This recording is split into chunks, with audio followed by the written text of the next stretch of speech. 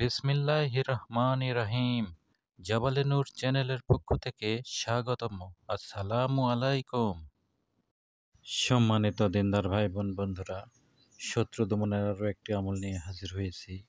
এই আমলটি করলে শত্রু চিরতরে ধ্বংস বরবাদ হয়ে যাবে।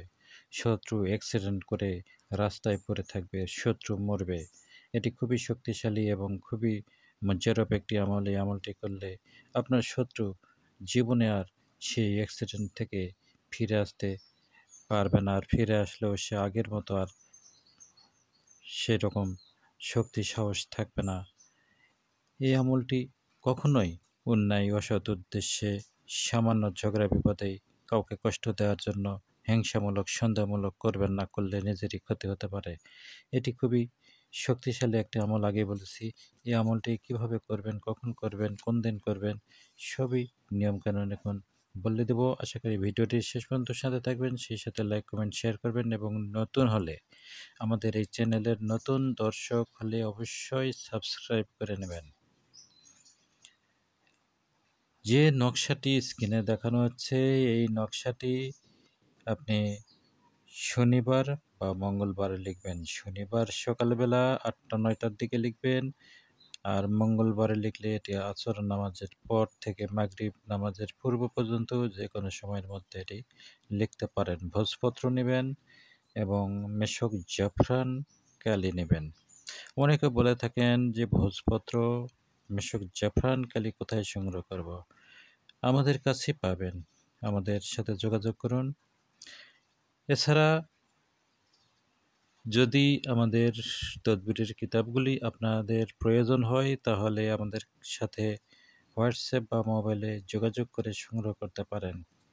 এই আমলটি করবেন, পাক পবিত্র হয়ে নেবেন, জায়নামাজে বসবেন, নির্জন স্থানে, নিরিবিলি স্থানে। কেউ যেন আপনাকে কোনো আমলের সময় কোনো প্রকার ডিস্টার্ব না করে, এবং আপনি গভীর মনোযোগ সহকারে বিশ্বাসের সাথে এই আমলটি করবেন। ইনশাল্লাহ শত্রু যতই প্রতাপশালী হোক, যতই ক্ষমতাশালী হোক, যতই শক্তিশালী হোক, সে রাস্তায় অ্যাক্সিডেন্ট করে পড়ে থাকবে।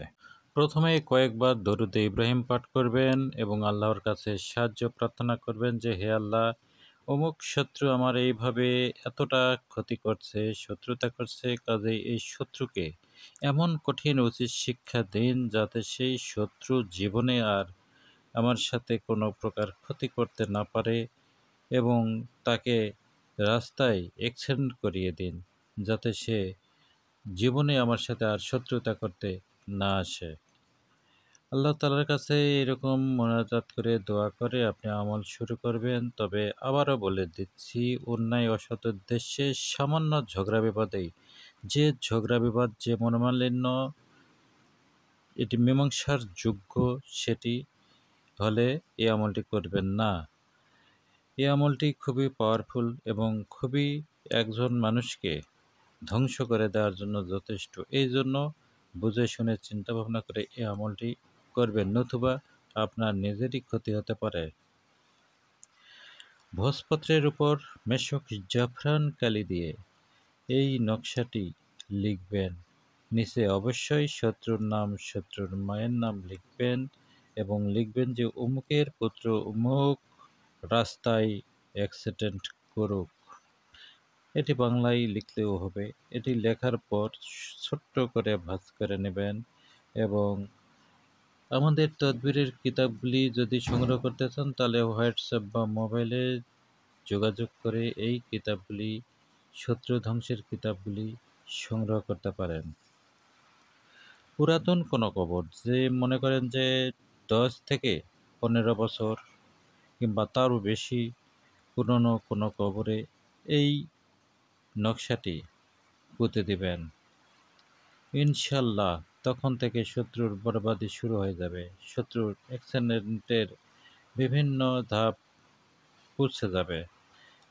এই আমলটি আপনি করবেন এবং এর সাহায্যে আপনার যত শত্রু রয়েছে, শত্রু একেবারেই দমন হয়ে যাবে। কবরে পুঁতে দেওয়ার সময় শত্রুর চেহারা কল্পনা করবেন এবং আল্লাহর কাছে বলবেন যে, হে আল্লাহ, এই আমলের বরকতে শত্রুকে দমন করে দেন, শত্রুকে অ্যাক্সিডেন্ট করে দিন, শত্রুকে আমার সামনে থেকে বিদায় করে দিন।